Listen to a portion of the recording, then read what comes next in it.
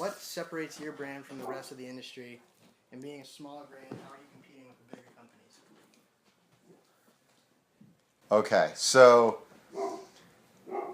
it's one and the same. What separates me from the other companies and the bigger companies enables me to compete with them. And it all starts with being different. It doesn't matter what business you're in. You gotta offer different product in a different way with a different image and different communication and otherwise, the world never needs another of the same thing. That's just a fact. Like, it doesn't matter personally, business-wise, or any other way. And if you're going to just have the same thing, you're going to end up having to spend a lot more money because then it becomes a war of money, of cash. And so for me, I don't have the money, but I have the creativity. So where, you can start by just saying, how can I do this the opposite of what's being done, but then which leads you to question, what would I do that's opposite? Then you start asking yourself, is that going to give me an advantage, or is it just for the sake of doing things different? And if you really get your mind around it and throw away everything that's existing today, whether it's image or product or whatever, and you actually pretend that you landed on Earth today and you've never seen it before, and say, how would I do it? Suddenly there's a whole world of opportunities to be different from your competition, not only in the product, presentation, marketing, but how you operate the business as well. So first off, in the ski industry, it's a very old, established industry like most. And so the ways of operating a business is very traditional, and and they're very big businesses, so they're not nimble. So I can be more nimble as a small company.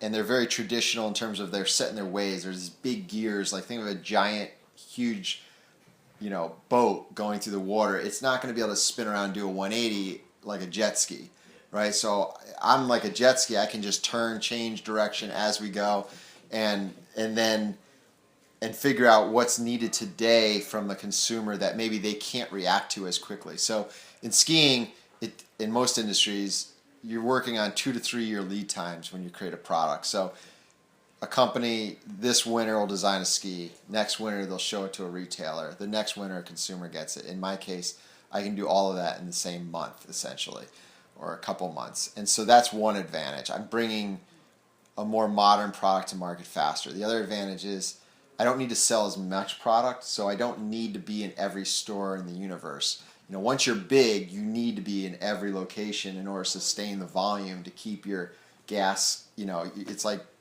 fueling a giant 18-wheeler, versus a motorcycle. It's like they need a lot of fuel, meaning they need a lot of income, meaning they need a lot of distribution.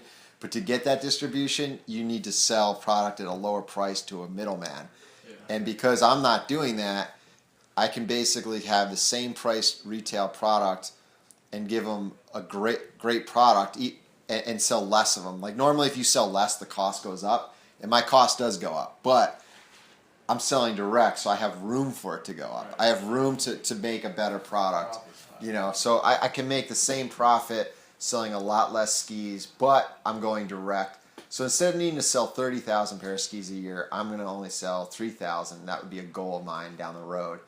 And I think once I sell 3,000, I'll be sustainable. Where traditionally a big company has to get to 30,000, so they have to sell to retailers. They got to lower the cost of the goods. They got to make a cheaper product to leave margin in there for the retailer, the distributor, the sales rep, go to trade shows, all that bullshit. So that I'm not doing any of that. So the end consumer, what they get out of it is they're buying a boutique, if you want to call it that, type product. Like why are there so many beers? Like they're just a different graphic on the bottle, right? That's what I think. And I mean, Budweiser can make that beer. It's not like they don't know how to make the beer, but people don't want that with the word Budweiser on it. They want it with some other logo that they've never seen. They want something fresh. They want something that's unique that their friend doesn't know about. That's what I'm delivering, is kind of a boutique ski brand. So you have one of, like, say, 50 of these skis, or 100, and you're part of. You become more integrated into the product that way because you feel like you have something special. It's like one of a kind, and not everyone on the hill is going to have it. You stand for something, and you're representing a brand that stands for that same thing. And And then the image wise, you know, it's just about creativity. I could be wild style with, unlike the big companies that have to think about getting sued every day and they don't want to offend.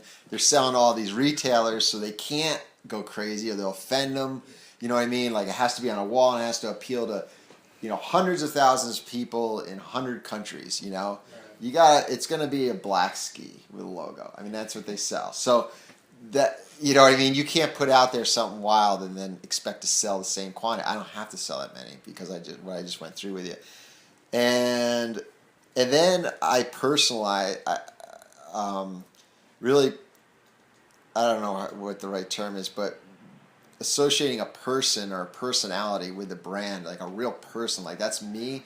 And I had that with Line for quite a while, but it just gets to that point where sometimes it just becomes a company. Like Ford was a person that made a car, you know, like Solomon was a person that made a ski, but after 100 years, you disassociate with that. Now it's just a corporation and they're like firing people and, you know, it's just there's no good image, there's no person. So I'm giving that human element to my brand that these other brands don't have. You kind of just mentioned like all the advantages. You kind of just mentioned all the advantages of being like a smaller company. Yeah. What are like some of your biggest difficulties or disadvantages? As always, you don't have as many resources financially. It's just that's just a fact of a startup. Like if you think of a small startup, it's like you're standing on the street. You don't have a vehicle. You have to build the vehicle. You have to build the car. You know, like I'm spending all my time building this business. Once it's built, once it's established, and there's a systems in place, now you just get in, turn the key, step on the gas. Like that's so much easier. So right now, the hard part is creating everything. I mean, you know, if there wasn't a website, you have to make, you know, it's like everything has to be created. And then the other hard part is just managing it all. You don't have 20 different people. Right. You know, before it was like, oh, accounting, send it to that person. You got engineering, send it to that. This, you know, everyone is the best at what they do in each little area of expertise, and they're exclusively working for you or your operation.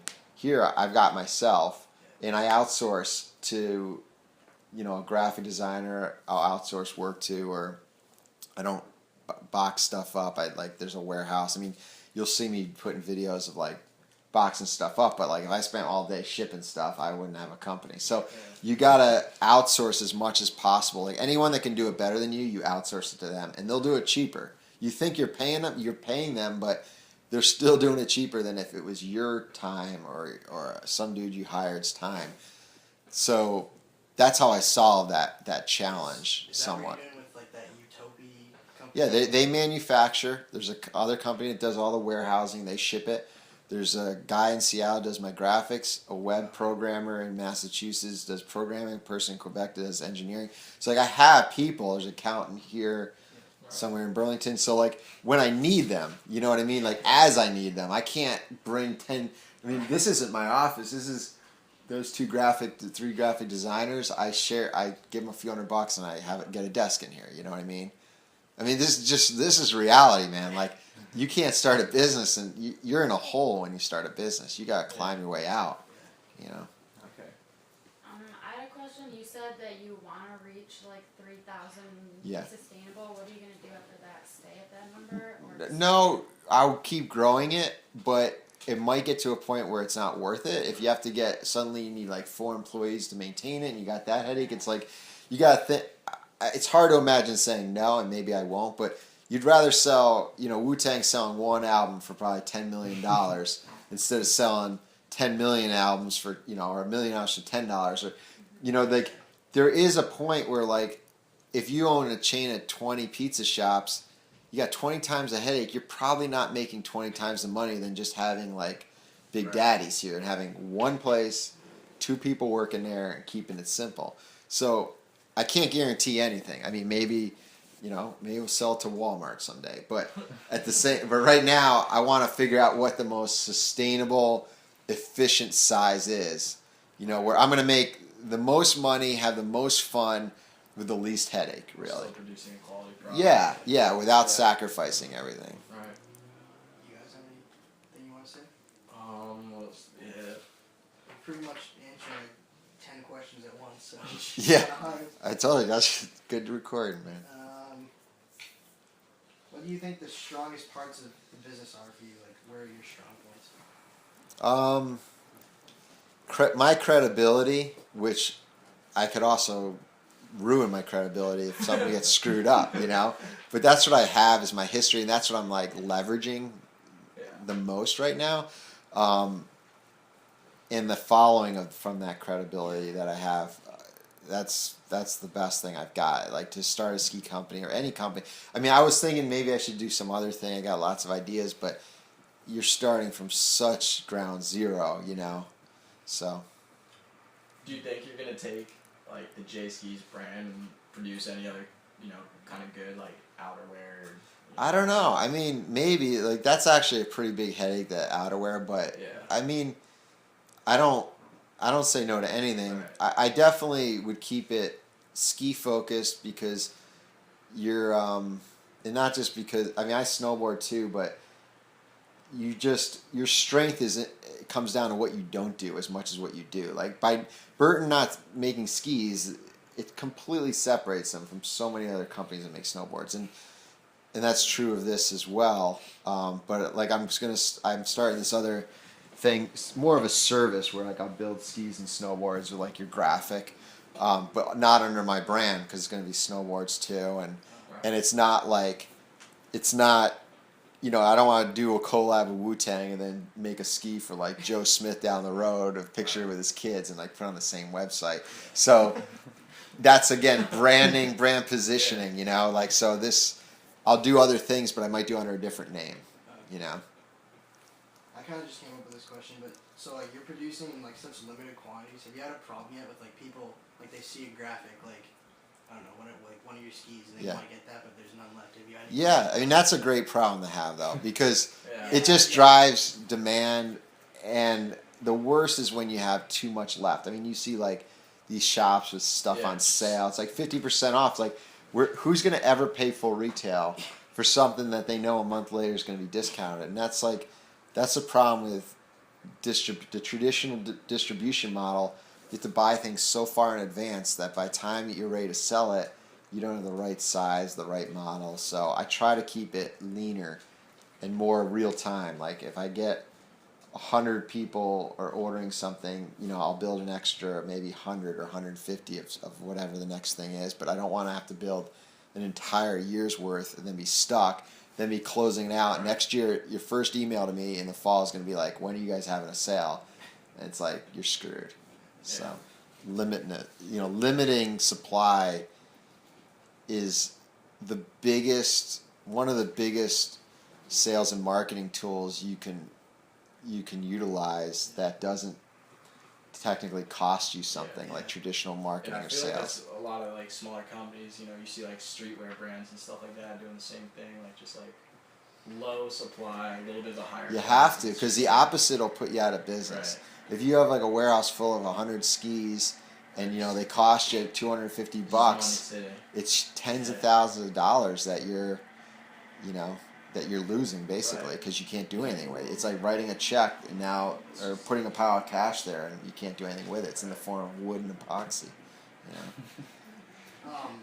So are you kind of looking at like the up and coming smaller companies like you, or are you looking at like what they're doing, or are you looking at like the bigger companies and what they're doing, or are you just kind of I don't really look at what anyone's doing. I don't really have the patience to look around at everything. I don't have the time and attention span, and I